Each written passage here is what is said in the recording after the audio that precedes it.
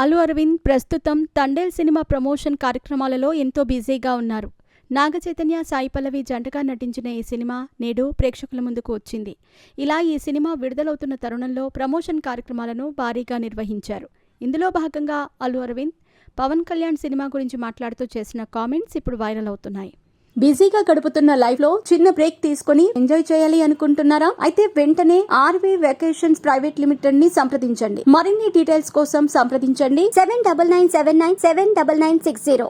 అప్పటి వరకు వరుస హిట్ సినిమాలతో ప్రేక్షకులను ఎంటర్టైన్ చేసిన పవన్ కళ్యాణ్ మొదటిసారి డైరెక్టర్గా మారి జానీ సినిమా ద్వారా ప్రేక్షకుల ముందుకు వచ్చారు.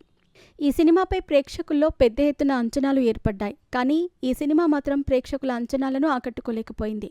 ఇక ఈ సినిమాకు అల్లు అర్జున్ నిర్మాతగా వ్యవహరించారు.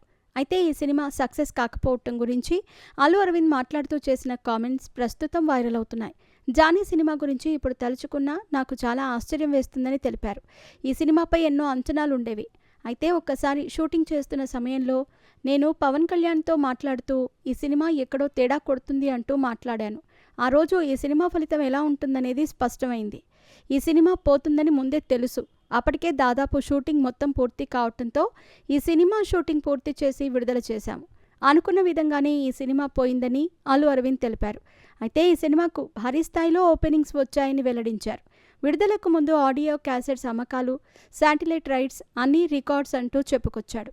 ఇలా జానీ సినిమా గురించి అల్లు అరవింద్ చేసిన కామెంట్స్ వైరల్ అవుతున్నాయి.